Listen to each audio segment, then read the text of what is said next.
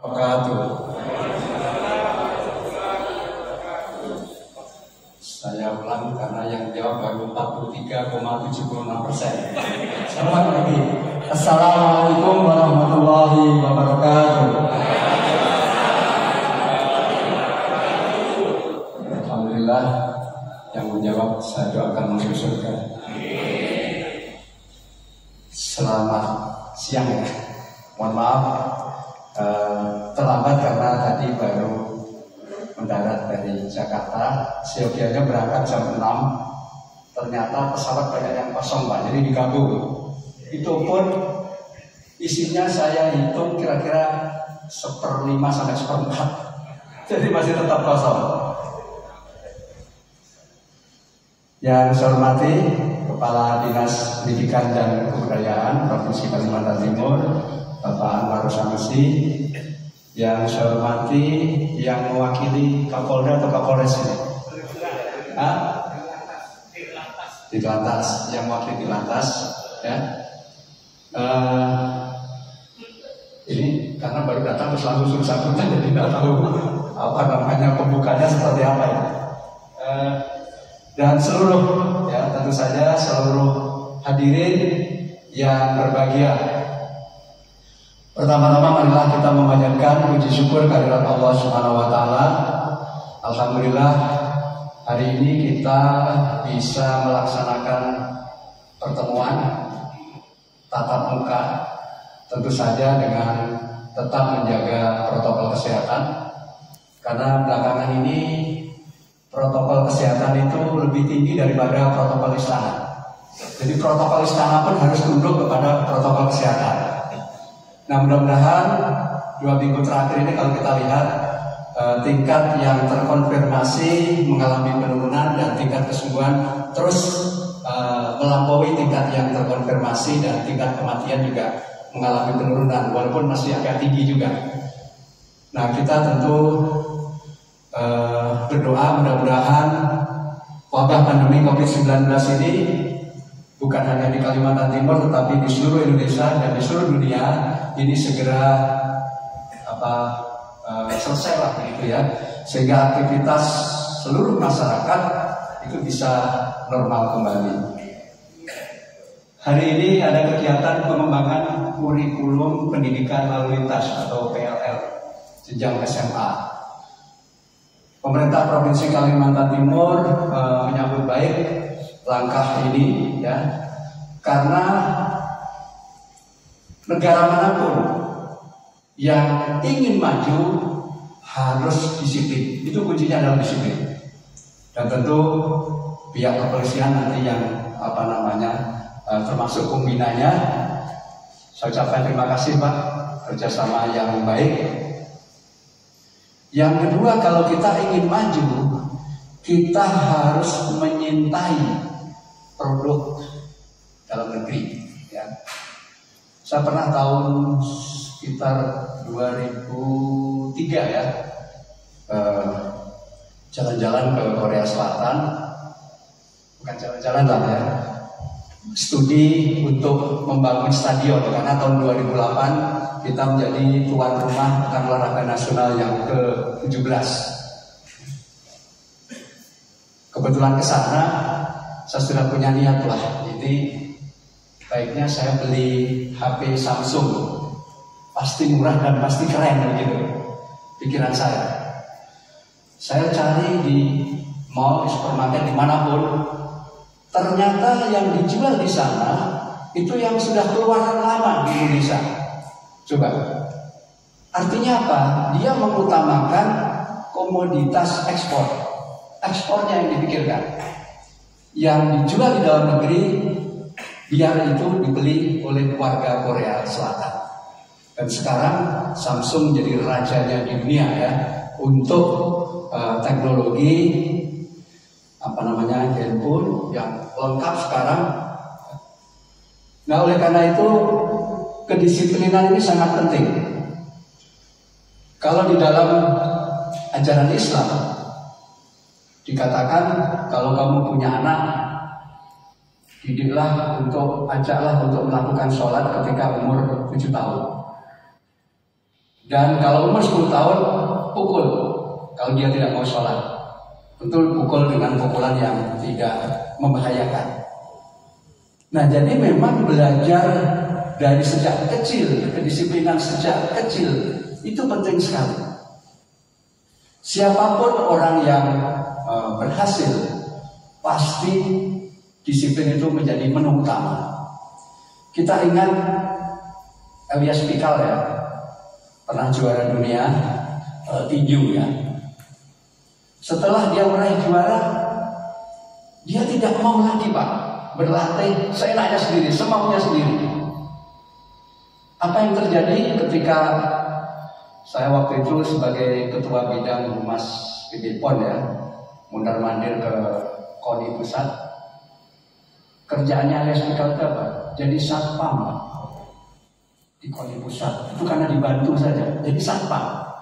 Coba bayangkan, tentu pendapatannya ya jauh lah menurun. Nah, oleh karena itu ketika meraih sebuah prestasi, yang lebih penting adalah bagaimana menjaga prestasi itu agar tetap bisa kita pegang. Saya melihat tadi sepintas ya, di lingkungan sini luar biasa menurut saya. Fasilitasnya cukup bagus dan saya yakin pasti para pengasuhnya ini disiplinnya luar biasa. Dan yang terpenting adalah memberi keteladanan. Bagaimana mungkin kita mengajak anak untuk berdisiplin kalau orang tuanya juga tidak disiplin?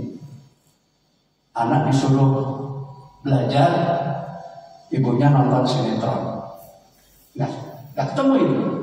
Dia mungkin melakukan aja, melaksanakan aja, tapi sebenarnya dalam hatinya dia protes. Nah, oleh karena itu pengembangan kurikulum pendidikan lalu lintas ini sangat penting sekali, terutama terkait dengan kedisiplinan, terkait dengan etika. Ya. Ayo, mumpung ini masih Muharram ya, masih ya, kita hijrah lah, kita berpindah ya, berpindah nawa itu kita, niat kita dari yang amoral menjadi moral gitu ya, dari yang suka bohong menjadi bisa dipercaya dan seterusnya. Dan sesungguhnya bangsa Indonesia ini memiliki potensi yang luar biasa untuk berkembang. Banyak negara-negara maju yang mencoba menawari kepada Indonesia, silakan Indonesia pindah ke tempat saya, ya, bawa semua hartamu, kemudian dari negara maju ke Indonesia tidak membawa harta apa-apa. Karena apa? Kita punya potensi yang luar biasa, sumber daya alam yang luar biasa. Nah, tinggal bagaimana mengolah sehingga itu bisa berkelangsungan, berkelanjutan. Tidak disalahkan, tidak salah kita menggunakan sumber daya alam sepanjang itu untuk kemakmuran dan bagaimana manajemennya ini bisa berkelanjutan. Nah, terutama kalau sumber daya alam yang non-renewable, yang tidak bisa diperbaharui, itu memang harus hati-hati karena pada suatu saat itu akan habis. Kita ekspor batu bara ke Cina dan seterusnya. Bukan di sana tidak punya potensi, batu bara punya. Tapi kalau suatu saat nanti kita sudah krisis energi, pasti mereka akan jual dengan harga yang sangat mahal. Dan mau tidak mau kita harus membeli. Nah, oleh karena itu bagaimana mengolah bahan mentah menjadi setengah jadi dan seterusnya, ini yang lebih penting supaya ada multiplier effect. Bapak Ibu sekalian, ini yang hadir ini Pak Sanusi, para guru atau para sekolah? Ya, pendidikan ini sangat penting ya, karena pendidikan ini memutus mata rantai kemiskinan. Saya teringat ibu saya itu hanya sekolah SD. Bapak saya ya setingkat SMP lah, sanawiyah gitu ya. Pensiun saja kalau tidak salah, yang jelas golongan 2 lah. Yang jelas golongan 2, nah, cuma dua apa saja. Tapi orang tua sangat peduli terhadap pendidikan. Jadi setiap anak kami, adik saya, kakak, setiap pulang sekolah itu selalu ditanya oleh bapak, gimana tadi belajarnya, belajar apa? Bahkan adik saya ketika kuliah di ITB, saya kebetulan dari Jawa Timur, dia tanpa tes masuk ke ITB, selalu ditanya kalau pulang ke rumah, ya, ditanya. Baru adik saya cerita sekarang. Padahal saya yakin dulu bapak gak ngerti saya jelaskan itu. Tapi senang, anak senang bercerita. Kalau nanti tinggal 2 grupnya itu gimana ya? Apa ditutup enggak itu? Kan satu-satu hilang ya. Innalillahi, hampir tiap hari innalillahi gitu ya. Nah, oleh karena itu kita harus memanage. Setiap teknologi informasi itu pasti memiliki 2 sisi. Ya. Sisi positif dan sisi negatif. Tinggal kalau dalam bahasa yang biasa adalah tergantung the man behind the gun. Tergantung orang yang di belakang senjata itu yang mengendalikan. Kalau senjata dipegang oleh Pak Polisi, insya Allah aman. Senjata dipegang oleh TNI aman. Tapi kalau senjata dipegang preman misalnya, nah itu lain persoalan. Nah, oleh karena itu, Bapak Ibu sekalian, tadi saya katakan bahwa teknologi informasi itu selalu memiliki 2 sisi. Tetapi kita juga tidak boleh ketinggalan. Ya. Apalagi sekarang anak-anak terutama yang ini ya, kebetulan anak saya yang bungsu itu masih SMA pas juga Pak Anwar Sanusi. Itu kualan juga ibunya karena belum tatap muka.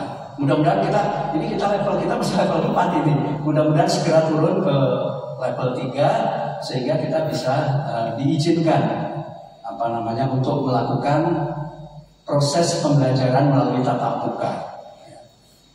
Jadi setahun itu benar-benar nggak ada tatap muka dan ini masih berlanjut. Ya. Nanti kalau mudah-mudahan tidak ya, kalau sampai lulus kelas 3 SMA begitu masih COVID, tidak ada tatap muka. Nanti kalau kuliah, kamu angkatan berapa? Dulu angkatan COVID, angkatan COVID-19. Nah ini jadi repot juga gitu. Di wisuda cuma nggak bisa ketemu langsung gitu ya. Kalau kuliah dan seterusnya. Nah, Bapak Ibu sekalian, sekali lagi langkah yang dilakukan dalam rangka pengembangan kurikulum pendidikan lalu lintas ini menurut saya penting sekali, terutama untuk menumbuhkan kedisiplinan, kemudian ketaatan terhadap aturan-aturan. Kita banyak ada kasus korupsi itu kan karena tidak taat. Nggak usah ya di mana-mana lah, misalnya koperasi ketua dia megang merangkap bendahara, udah nggak benar itu, nggak taat asas itu, pasti masalah. Ya oleh karena itu kalau kita bicara korupsi itu tergantung mensreanya, tergantung niat sehatnya, kesempatan ya, ada kesempatan dengan ada niat, ada kesempatan misalnya ada HP yang tertinggal, tapi karena kita tidak punya niat, ya tidak kita amankan. Apa itu ya? Kemudian ada niat tapi tidak ada kesempatan, itu juga tidak akan terjadi. Nah oleh karena itu pemerintah selalu menyempurnakan sistem. Bagaimana sistem itu agar tidak dibobol. Tapi kalau di dalam teknologi informasi itu selalu, dan kita sehebat apapun sistem kita, Bapak Ibu sekalian, jangan dikira hacker itu tidak pintar. Pintar itu Pak, pintar. Bahkan untuk anak saya sempat saya nasihati. Dulu dia pengen kuliah, dia pengen jadi hacker Pak. Tapi itu sebenarnya bisa dibalik. Ingin mengamankan misalnya kan, bisa itu. Mengamankan aplikasi gitu. Tapi akhirnya enggak lah. Jangan saya bilang. Cari yang ilmu yang bermanfaat lah. Kalau belajar mengamankan itu mungkin dia belajar menjadi hacker juga itu. Nah, tergantung orang di Kementerian Pertahanan, di Pentagon, di Amerika aja bisa dibobol itu. Itu fakta. Nah, oleh karena itu Bapak Ibu sekalian, tentu yang paling penting adalah keteladanan, kemudian penerapan disiplin, dan disiplin itu harus selalu berkaitan dengan sanksi. Ya. Jadi kalau kita belajar psikologi ya, teorinya Maslow, untuk berprestasi itu ya ada reward, ada penghargaan, tetapi ada juga punishment. Ya, ada punishment. Nah, kita belajar, dan tentu saja Bapak Ibu para kepala sekolah itu akan bangga manakala muridnya itu melampaui kecerdasannya, melampaui posisinya dari kepala sekolah maupun para guru, para pendidik. Itu sangat bangga. Saya alhamdulillah tahun 85, berapa tahun yang lalu ya, saya ngajar SMA juga sambil pegawai honor di kantor gubernur. Muridnya itu kalau tidak salah hanya 8 atau 10 orang. Salah satu murid saya diterima di Universitas Hasanuddin. Padahal ibarat kata sekolahnya ecek-ecek lah, ya, fasilitasnya serba terbatas. Tapi alhamdulillah berhasil. Kemudian tahun 96 dan seterusnya saya ngajar di Unpad, di Media Agama, terus ngajar di Stisam, ngajar di Unmul. Sampai sekarang saya masih ngajar di Unmul, jurusan Prodi Ilmu Pemerintahan. Dulu ngajar di ilmu komunikasi. Pekerjaan yang sangat mulia menurut saya adalah mengajar, mendidik orang. Dan itu kalau kita sebagai orang Muslim, kita yakini bahwa walaupun kita mati, kita meninggal, itu masih jalan. Nah, oleh karena itu saya belakangan ini bikin channel YouTube itu, supaya nanti ada hal-hal yang bermanfaat bisa kita sampaikan lewat YouTube itu. Harapan saya kalau saya dipanggil oleh Allah, masih ada jalur-jalur yang bisa. Kemudian saya juga menulis buku, udah edisi revisi dan sudah habis semua. Pendek kata, orang yang paling bermanfaat, ya, orang yang baik adalah orang yang paling bermanfaat kepada orang lain.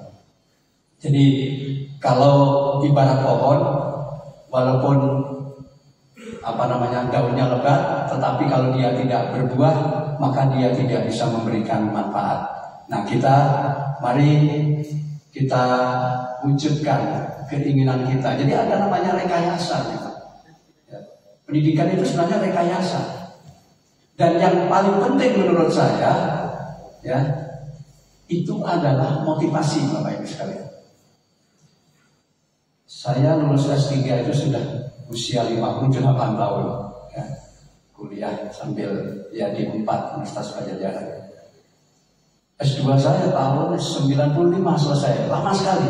Jadi waktu saya mewakili Pak Gubernur menyambut Menteri Koordinator Pembangunan Manusia dan Kebudayaan, Pak Muhajir Effendi, saya tahu itu adik kelas saya.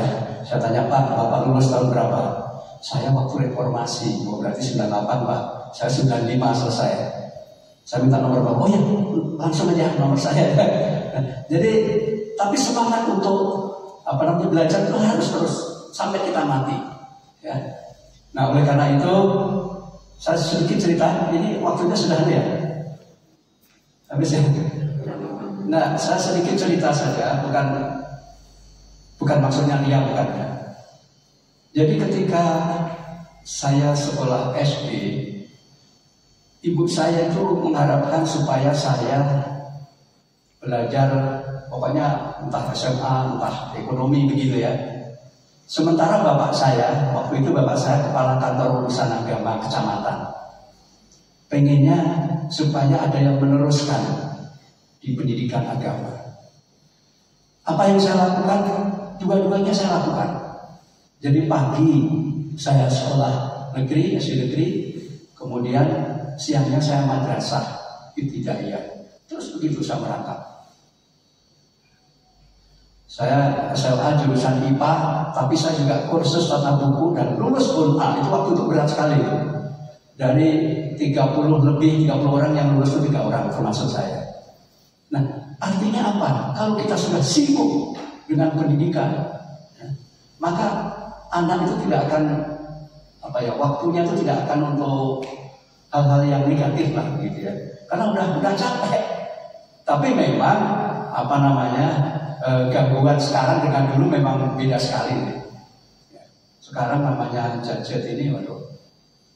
Anak saya tuh sampai SMP saya kasih HP yang khusus untuk telepon aja, ya, yang nggak bisa dipakai macam. Tetapi sekalinya dari sekolah dulu harus yang punya fasilitas ini itu dan seterusnya. Nah ini harus dibarengi. Jadi maksud saya begini, Bapak Ibu sekalian, para kepala sekolah, para pengasuh, para pendidik, itu didiskusikan ya. Kira-kira bagaimana menangkal hal-hal yang negatif ya.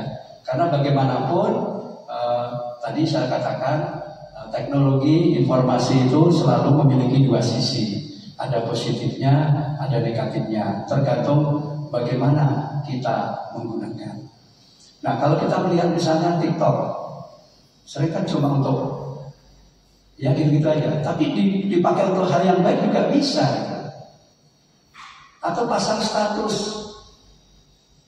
di Facebook atau di Instagram, ngopi dulu kira-kira manfaatnya apa ya itu ya? Bagi pembaca itu apa manfaatnya? Nah, alhamdulillah bisa dicek, hampir tidak pernah saya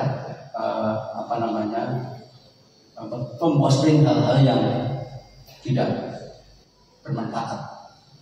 Baik Bapak Ibu sekalian, barangkali itu yang bisa saya sampaikan. Sekali lagi saya mohon maaf atas keterlambatan, dan sebenarnya saya minta Pak Anwar Sanusi, artinya kalau bisa saya masih boleh ya boleh, kalau enggak ya lanjut aja.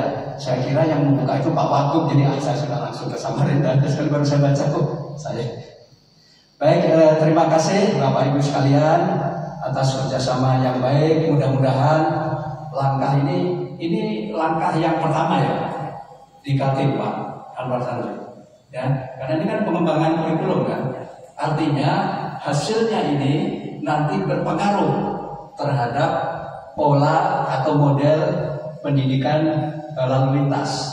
Nah, oleh karena itu berarti ini para ahli ya yang diajak, yang hadir di sini untuk memberikan sumbangan pemikiran dengan melihat secara teoritis, kemudian hal-hal yang pragmatis kita kawinkan. Kelemahan kita di negara berkembang adalah ketika menetapkan sebuah formulasi kebijakan, kita jarang melakukan diskusi publik ya, sehingga ketika pada tahap implementasi itu tidak smooth, jalannya tidak lancar. Nah, di negara-negara maju proses formulasi kebijakan itu panjang, tapi pada saat implementasi kebijakan itu bagus. Nah, oleh karena itu nanti sebelum menjadi modul banyak dilakukan pertemuan-pertemuan, kajian-kajian, diskusi-diskusi, sehingga kemungkinan hal yang kurang baik itu bisa kita antisipasi. Barangkali itu aja. Sekali lagi terima kasih, kurang lebihnya mohon maaf, dan sebelum saya akhiri saya sampaikan sebuah pantun. Kalau Pak Anwar Sanusi sudah bosan mendengar, menolong orang memakai tali. Cakep gitu loh. Kita itu paling mahal memberikan apresiasi. Coba kalau orang bule itu, kalau diajak bicara anak, dia cokok dia ke bawah. Itu artinya apa? Memberikan apresiasi, mendengarkan bahwa anak kecil itu penting. Jangan kita ada yang merasa tua itu penting. Emangnya orang tua nggak pernah salah? Banyak salahnya malah daripada anak. Saya ulangi lagi, menolong orang memakai tali. Nah, itu semangat saya. Tapi ingat, harus hati-hati.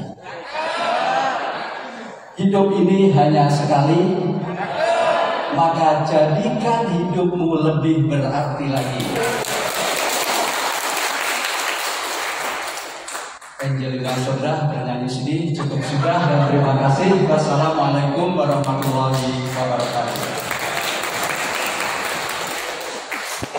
Ya, terima kasih atas sambutan Asisten 1 Bidang Pemerintahan dan Kesejahteraan Rakyat Dr. Haji Muhammad Johar Effendi, MS.